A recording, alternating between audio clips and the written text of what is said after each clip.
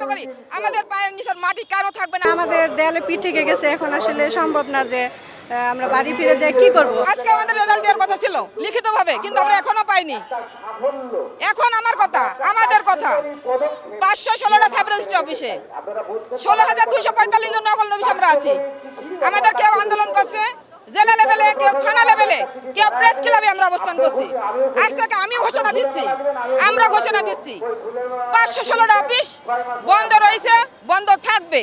সরকারের রাজস্ব বন্ধ হবে হবে হবে। ইতিপূর্বে কিন্তু আমরা 20 তারিখ থেকে আন্দোলন করছি, 1 মাস পেরিয়ে গেছে, 32 দিন।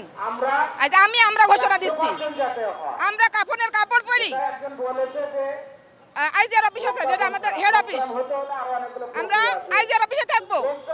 আমাদের জেলা থানা যতগুলো অফিস আছে আমরা এখানে থাকবো, আইজিআর অফিসে থাকবো, থানায় থাকবো, জেলায় থাকবো, প্রত্যেকটা সাব রেজিস্ট্রি অফিসে আমরা কাফনের কাপড় পরি, আমরণ অনশন করবো, তবু আমাদের দাবি আদায় করি, ছাড়বো ছাড়বো ছাড়বো।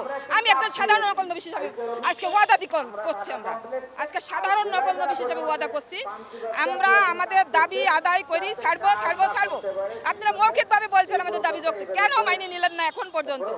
প্রধান উপদেষ্টা আপনিকে বলছি, আইন উপদেষ্টা আপনিকে বলছি, আইজার মহোদয় আপনিকে বলছি, সাব রেজিস্ট্রার মহোদয় আপনাদের বলছি, আপনারা মৌখিকভাবে বলছেন আমাদের দাবি যৌক্তিক, এখনো কেন মাইনে নিলেন না?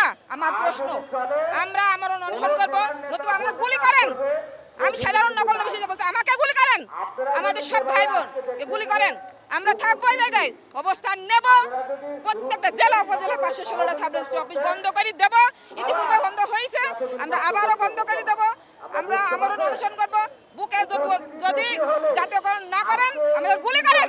16,245 জন নকল নবিশ তার পরিবার সহ জীবন দেবে, আমরা জীবন দেবো। কারণ আমরা মানুষের পায়ের নিচে মাটি শক্ত করি, মানুষের পায়ের নিচের মাটি শক্ত করি। আমাদের পায়ের নিচের মাটি কেন থাকবে না? আপনাদের সাংবাদিক ভাইদের মাধ্যমে আমি প্রশ্ন রাখছি, আপনাদের যদি কোনো দলিল হয়, আমাদের এই হাতছাড়া পরিপূর্ণতা পায় না পায় না পায় না।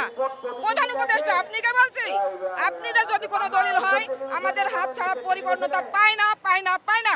কেন তাহলে আমরা অস্থায়ী থাকবো?